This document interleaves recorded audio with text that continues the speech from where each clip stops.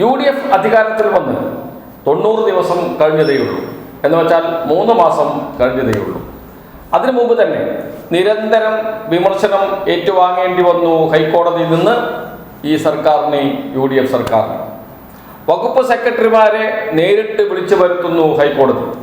ഹൈക്കോടതിയിൽ മാപ്പ് പറയിപ്പിക്കുന്നു, പറയേണ്ടി വരുന്നു. നാണം കെട്ട അവസ്ഥ. ഇന്നും ഇതാ പുതിയ വിമർശനം വന്നിട്ടുണ്ട്. ചെറുതല്ല, രൂക്ഷ വിമർശനമാണ് ഉയർത്തിയത് ഹൈക്കോടതി.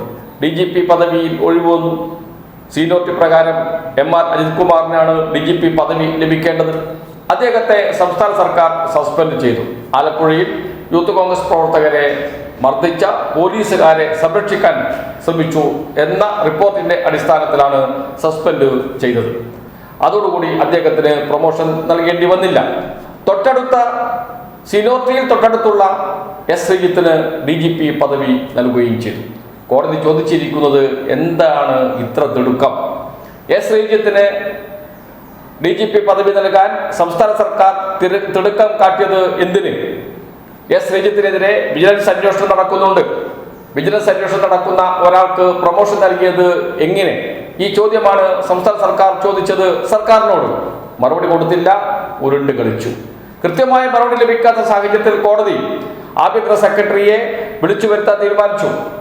ആഭ്യന്തര സെക്രട്ടറി ഹാജരാകാതെ നീട്ടിക്കൊണ്ടുപോകാൻ ശ്രമിച്ചു. ഏറ്റവും ഒടുവിൽ ജൂനിയർ ഉദ്യോഗസ്ഥരെ കൊണ്ട് അപേക്ഷ കൊടുത്തു കോടതി. അതോടുകൂടി കോടതി പൊട്ടിത്തെറിക്കുന്ന സ്ഥിതിയിലേക്ക് വന്നു.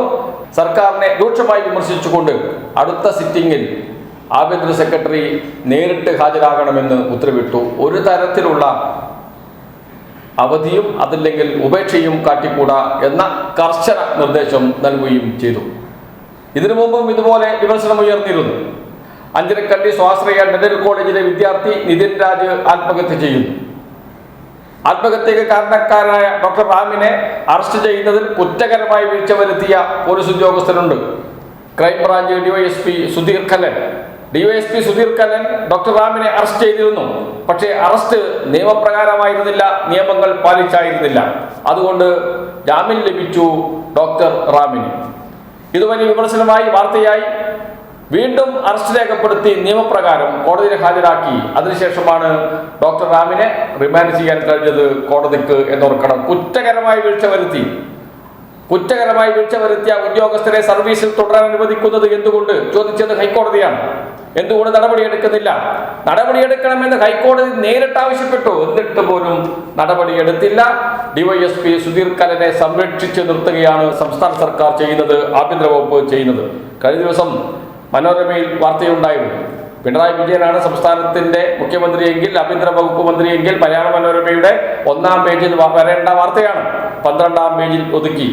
വാർത്തയുടെ തലക്കെട്ട് ഇങ്ങനെയാണ്: ഡോക്ടർ റാമിനെ രക്ഷിച്ച ഉദ്യോഗസ്ഥൻ തുടരുന്നത് ആഭ്യന്തര വകുപ്പിന്റെ പരാജയം ഹൈക്കോടതി എന്ന്. ആഭ്യന്തര വകുപ്പിന്റെ പരാജയമാണ്, സമ്പൂർണ്ണ പരാജയമാണ് ആഭ്യന്തര വകുപ്പ് എന്നാണ് പറഞ്ഞത്. മലയാള മനോരമ വാർത്ത ഒന്ന് മയപ്പെടുത്തി. മറ്റു മാധ്യമങ്ങളിൽ ചെറിയ വാർത്ത വന്നിട്ടുണ്ട്, പ്രമുഖ മാധ്യമങ്ങളിൽ. സമ്പൂർണ്ണ പരാജയമാണ് ആഭ്യന്തര വകുപ്പ് എന്ന് പറഞ്ഞുകൊണ്ട്. ഇതിനു മുമ്പ് 2 ഉദ്യോഗസ്ഥരെ കോടതി നേരിട്ട് വിളിപ്പിച്ച് മാപ്പ് പറയിപ്പിച്ചു.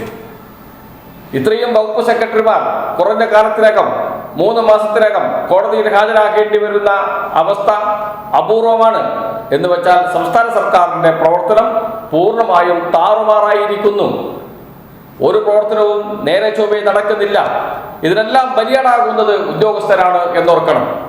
രാഷ്ട്രീയ നേതൃത്വം പരാജയപ്പെടുന്നു, മന്ത്രിമാർ പരാജയപ്പെടുന്നു, മുഖ്യമന്ത്രി പരാജയപ്പെടുന്നു. അതിൻ്റെ എല്ലാം പാപഭാരം ഏൽക്കേണ്ടി വരുന്നത് ഉദ്യോഗസ്ഥർക്കാണ്. ഉദ്യോഗസ്ഥർ നിരന്തരം കോടതിക്ക് മുന്നിൽ തലകുമ്പിട്ട് നിൽക്കേണ്ട അവസ്ഥ വരുന്നു. എന്ന് വെച്ചാൽ സംസ്ഥാന സർക്കാർ സമ്പൂർണ്ണ പരാജയമാണ് എന്നർത്ഥം. അത് തന്നെയാണ് കോടതി വിളിച്ചു പറഞ്ഞിരിക്കുന്നത്. ഏറ്റവും ഒടുവിൽ കോടതി രൂക്ഷ വിമർശനം അത് ആഭ്യന്തര വകുപ്പിനെതിരെയല്ല, സർക്കാരിനെതിരെയാണ്, പൊതുഭരണ വകുപ്പിനെതിരെയാണ്, മുഖ്യമന്ത്രിയുടെ വകുപ്പിനെതിരെയാണ് എന്നോർക്കണം.